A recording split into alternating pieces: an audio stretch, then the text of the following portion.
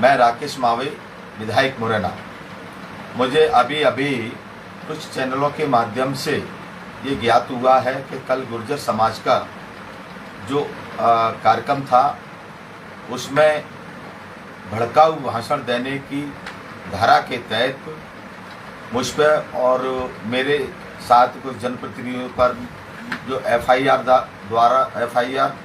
Gwalior police द्वारा दर्ज की गई है वह गलत है। मैंने जो भाषण दिया लास्ट में मैं देरी से पहुंचा और भीड़ जब तक चलने लगी थी उसी बीच में आयोजककर्ताओं ने मुझे देखा और मुझे भाषण दिलाया। मैंने भाषण की क्लिप जो एसपी ग्वालियर को भेज दी है, जिसमें किसी भी प्रकार का मेरे द्वारा भाषण नहीं दिया गया है।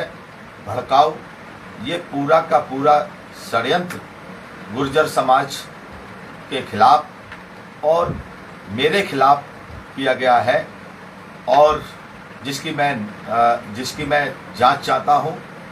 और ये पूरा का पूरा भारतीय जनता पार्टी के इशारे पर, इस सरकार के इशारे पर किया गया है।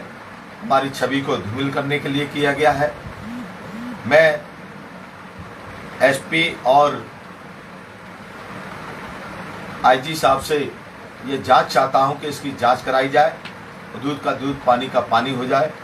मैं कार्यक्रम के बाद कुछ लोग हमारे रिश्तेदार इंडियन कैफे हाउस पर बैठे थे, उन्होंने मुझे बुलाया, मैं वहाँ गया और वहाँ से बैंक कॉलोनी मैं श्रीनिवास गुर्जर के यहाँ पर मैं गया। वहाँ चाय नाश्ता करने के बाद भोपाल के लिए मैं वंदे भारत तरफ ट्रेन से रवाना हो गया था, जो सुबह 26 तारीख को 12 बजे विधानसभा भवन में हमारे विधानसभा अध्यक्ष जी की अध्यक्षता में एक समिति की बैठक थी, उसमें मैं शामिल हुआ है। और जिस प्रकार से ये एफआईआर दर्ज कर गई है वो झूठी है, असत्य है। ना मैं कलेक्ट्रेट पे गया और ना ही मेरे द्वारा किसी भी प्रकार का कोई भी भड़काऊ भाषण नहीं दिया गया है। ये पूरा का पूरा गुर्जर समाज के राजनीतिक लोगों के खिलाफ ये षड्यंत्र है। राम राम साहब। भाई साहब आज ज्ञापन दिया है, क्या मांगे हैं और जो दो दिन पहले का घटनाक्रम है किस तरह की कार्रवाई की आपने पुलिस से मांगी है? सम्राट मिहिर भोज छत्री थे, जो सबको मालूम है। गुर्जर समाज आरक्षित वर्ग में आता है और उन्हें आरक्षण का लाभ भी मिलता है। वो अकारण का झगड़ा बढ़ाए हुए हैं। माननीय उच्च न्यायालय ग्वालियर ने मिहिर भोज की पट्टिका स्थगन लगाया हुआ है। माननीय न्यायालय के निर्णय का वो भी पालन नहीं कर रहे, प्रशासनिक अधिकारियों की गाड़ियों को तोड़ रहे हैं। 25 तारीख को जो घटना हुई उसमें उनके विरुद्ध जो अपराधी किस्म के लोग हैं जिन पर मुकदमा दर्ज हुआ है, उनके विरुद्ध जो है रासुका लगाई जाए, उनके मकान तोड़े जाएं और जो संपत्ति का नुकसान हुआ है शासकीय और निजी संपत्ति का, उसकी भरपाई उनकी संपत्ति से की जाए। अगर ऐसा नहीं किया गया तो निकट भविष्य में वो दोबारा फिर इसकी पुनरावृत्ति करेंगे।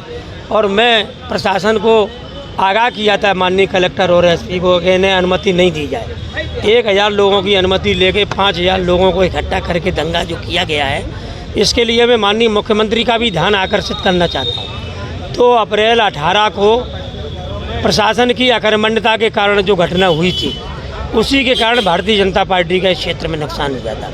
अगर इन पर अंकुश नहीं लगाया गया तो आगामी चुनाव में इनका पुनः नुकसान होने की संभावना है। आज ब्राह्मण समाज, वैश्य समाज, क्षत्रिय समाज इस मामले को लेके एसपी महोदय से मिला है कि शहर में अमन शांति चैन बना रहे।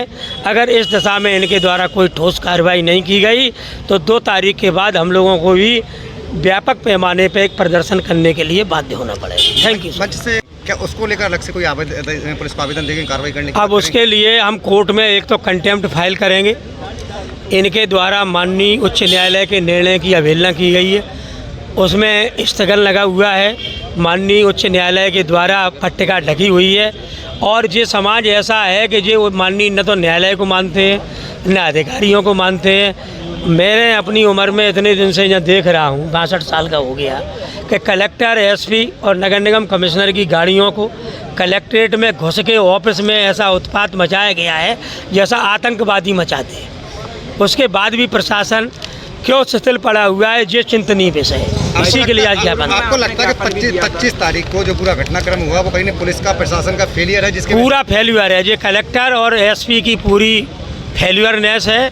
इनको पूरे आउटपुट थे और इनका जो स्पेशल ब्रांच है, वहाँ एक इनका थानेदार है, आज नई दुनिया ने छापा भी है, क्या नाम है उसका, नाम ध्यान नहीं आ रहा हमें, उसको पूरी जानकारी थी, लेकिन वो इन लोगों से मिला हुआ है। स्पेशल ब्रांच जो है इनकी, उसमें पदस्थ है, उसने इन्हें जानकारी नहीं दी या इन्हें गुमराह किया गया। क्या नाम है? किया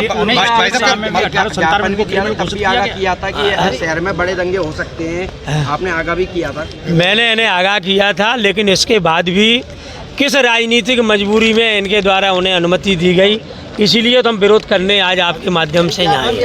आश्वासन दिया है? आश्वासन दिया है, कार्रवाई करेंगे। 11 लोगों पे 5,000 की इनाम घोषित की है, 6 लोगों पे 3,000 की इनाम 3,000 की इनाम घोषित की है, 11 लोगों को जेल भेजा गया है। आश्वासन तो दिया है।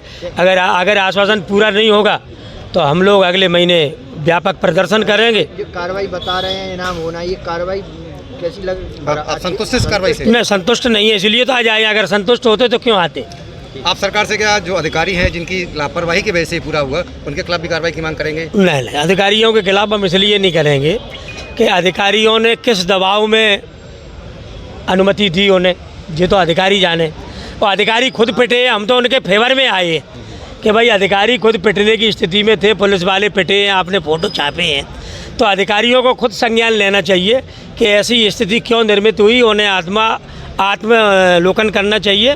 मैं मुख्यमंत्री से ये आग्रह करना चाहता हूँ कि मुख्यमंत्री जी ये देखें कि जब यहाँ पुलिस और प्रशासन पिट रहा है तो आम चुनाव में आपकी क्या स्थिति होगी। Thank you sir. महामंत्री क्षत्रिय महासभा। अभी हमारे पास में क्षत्रिय समाज, ब्राह्मण समाज, अग्रवाल समाज और जो प्रबुद्ध नागरिक मंच वाले हैं, ये लोग आए थे और इसमें कुछ एक सेन समाज के व्यक्ति भी आए थे। इनका ऐसा कहना था जो भी घटना हुई है जिसमें उपद्रव हुआ है शहर में, उन पे जो अपराधी हैं उन पे सख्त से सख्त कार्रवाई की जाए, और उनका मांग था कि उसमें रास्ता और घर तोड़ने की कार्रवाई भी की जाए। तो हम सबको देख रहे हैं और उसके हिसाब से जो आइडेंटिफाई करके जिनके क्रिमिनल रिकॉर्ड हैं उन पे भी कार्रवाइयाँ करेंगे, और जो कानून के हिसाब से जितनी सख्त कार्रवाई हो सकती है बिल्कुल की जाएगी। उनको भी आश्वस्त किया है, उनसे यही बात की और उन्हें ज्ञापन इस संबंध में दिया। सर, ये अभी तक कितने आइडेंटिफाई हुए हैं, कौन कौन लोग हैं जिन पर मामले दर्ज हो गए, उनके खिलाफ क्या क्या आगे कार्रवाई होगी, क्या रहेगा? अभी तक कितने लोगों के खिलाफ